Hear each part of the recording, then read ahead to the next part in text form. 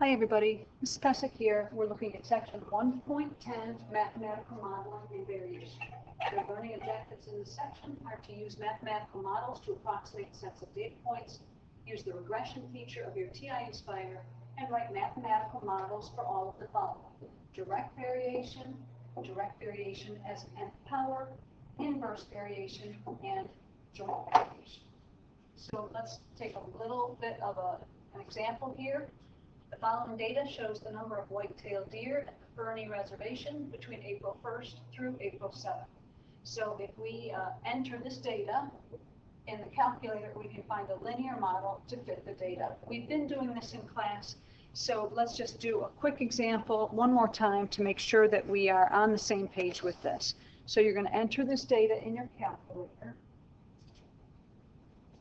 And I'm going to pull up my calculator in just a moment so I can do this with you.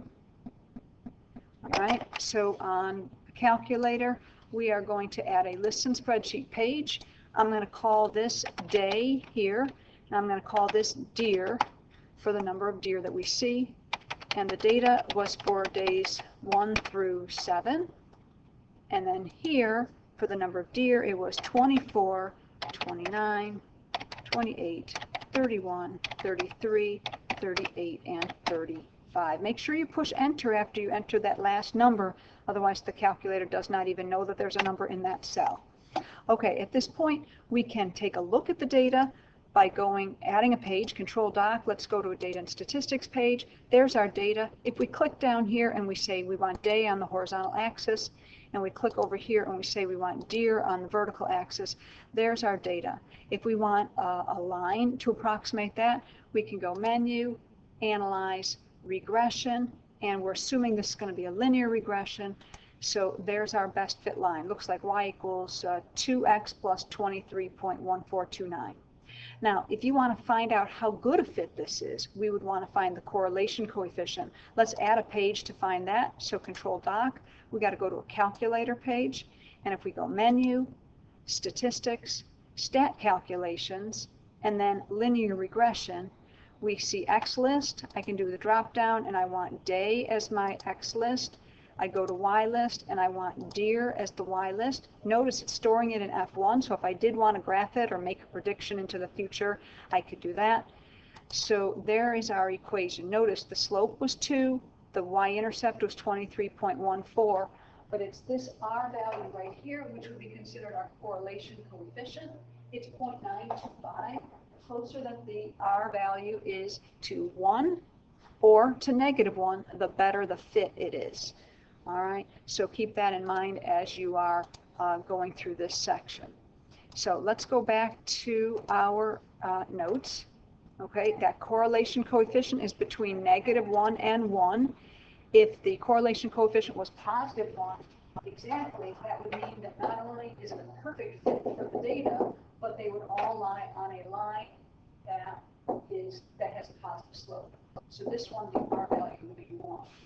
If the correlation coefficient, if the data points all lie on a line, but with a negative slope, I could draw that line very well. You get the idea. It's not going to let me undo that. So if all of the points were actually on the line, then that R value would be exactly equal to -1. Again, that means perfect fit, but with a negative slope. All right, let's talk about variation. Direct variation, that just means as x increases, y increases, but it's a little bit more than that. Here are some examples. Like the more you study, the higher your score on a test. Well, ideally, that's the way it should work. Or how about this example? The more people who show up to make sandwiches, the more sandwiches you can make. So that would be an example of a direct variation function. We can also use the phrase directly proportional or varies directly. So we can say y equals k times x. Right, that would be one example of direct variation. Or we could write y over x equals k. Like if I divided both sides of this first equation by x, I would get this second equation. All right, and so just keep that in mind as we go on. Now, here's an example. If x and y vary directly, and as soon as you see this varies directly, you're going to want to write y equals k times x. This is the equation for direct variation. If x and y vary directly, so I wrote down this equation, and x equals 4 when y equals 9, find the equation that describes this relationship. So I'm going to plug in 9 for y, and I'm going to plug in 4 for x, and I'm going to solve for k. So I would get k equaling 9 fourths, and that means that I can write my equation. My equation is going to be this equation right here, except with that 9 fourths filled in right there. So I'm going to write y equals 9 fourths x. So that's my equations. Don't just stop here at k equals 9 fourths. That's not the equation. This is your equation right here. And then the follow-up question is find the value of y when x equals -6. So I'm going to write y equals 9 fourths times the -6.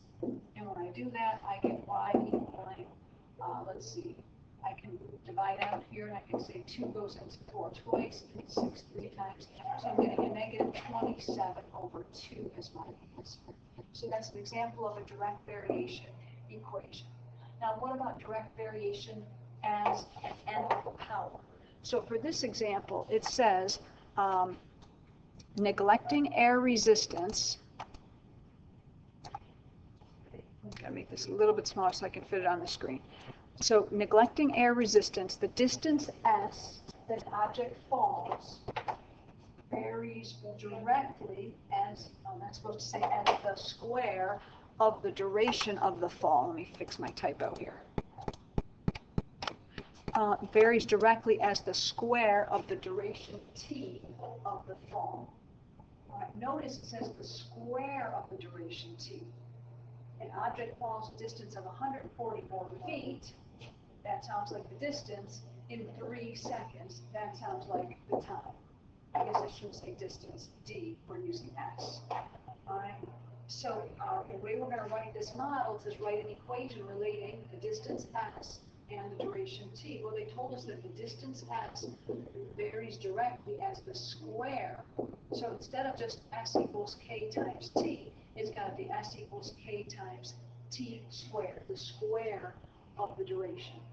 All right, and then we are going to have to use the key values that they gave us, like the 144 feet. We're going to plug in for s. So I'm going to plug in 144, and 3 seconds is my t, so I get 144 equals k times 3 squared.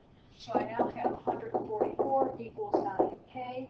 Divide both sides by 9, so we can get our k value, and 144 divided by 9. Checking on this. I got 144 divided by 9, and I get 16. So for this problem, I know that my k value is 16. So wait, we didn't write our equation yet. So when it says write our equation, I'm going to write this same equation, but I'm going to fill in the 16 right here. So I'm going to have s equals 16 t squared. That's my answer for part A. And then the follow-up question says, how far will an object fall in 6 seconds? Well, I'm going to have to say s equals 16 times 6 squared. So let's work that out on our calculator. 16 times 6 squared. 16 times 6 squared, and I'm getting 576. All right, so it will fall 576. All right, let's take a look at inverse variation. With inverse variation, as x increases, y decreases. And here's some statements that would all be equivalent. So y varies inversely as x is the same as saying y is inversely proportional to x. And we can write y equals k over x for some constant k. So before we look at an example, I want to compare direct variation to inverse variation in the sense of what kind of equations to write. So we know that direct variation is y equals k times x, or we could write that as y over x equals k. But for inverse variation, we could write that as y equals k divided by x, which is not the same as y over x equals k. Or if we multiply both sides of this equation by x, we would have x times y equals k. these are two different equations for direct variation and two different equations for inverse variation. All right, let's take a look at some examples of inverse variation. The more people who come to help paint the barn, the sooner that the job is done. So the more people, the less time. The more you talk in class, the less you will learn. Well, that one's kind of a loose one, but you get the idea. All right, let's take a look at this example. A company has found that the demand for its product varies inversely as the price of the product. Well, let's think about what that means before we go on. The demand for the product varies inversely as the price. So the higher the price, the less demand. The lower the price, the more demand. When the price is $2.75, the demand is 600 units. So the demand D varies inversely, which means we're going to write D equals K over P, where P is the price. So if that's our model, we do want to fill in what they gave us. They told us $2.75 is the price when the demand is 600 units. That means 600 equals K over 2.75. So to solve for K, I'm going to have to multiply both sides by 2.75. And when I do that, I get K equaling 600 times 2.75. I'm getting 1,650. So that's the constant, 1,650. So when it says write an equation relating D and P, I now know D equals 1,650 over P. This would be my model, my equation that relates D and P. And how about this follow-up? Approximate the demand when the price is $3.25. So for the price being $3.25, we're going to fill in D equals 1650 over 325. And for working out 1650 divided by 325 on our calculator, I'm getting 507.7 approximately. So about 508 units will be demand. So that's the demand.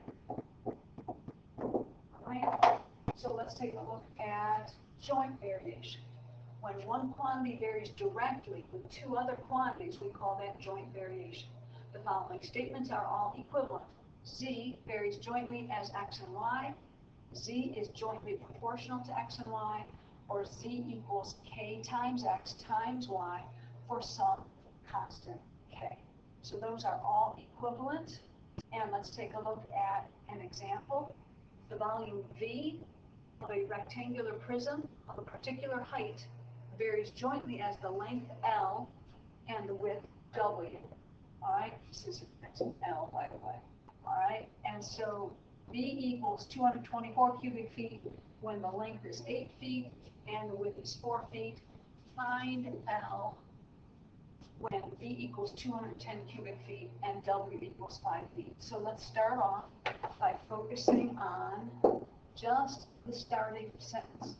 Volume V of a rectangular prism of a particular height varies jointly as the length L and the width W. As soon as you see that, you should write down V equals K times L times W. All right, so in this case, we know that we can start filling in some values. So if we find this K value, we're going to plug in 224 for the volume. We're going to plug in 8 for L. And we're going to plug in 4 for W. And we're solving for K. So I know that's 224 equals 32K. And dividing both sides by 32, I get 124 divided by 32. I'm getting 7 as my answer. So that tells me that my K value is 7.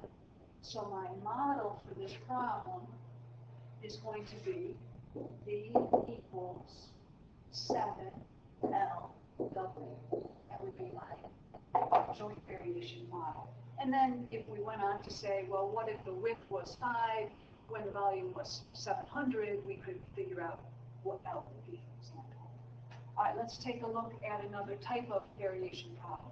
Sometimes you can have a combined variation problem. That's one that contains both direct and inverse variation.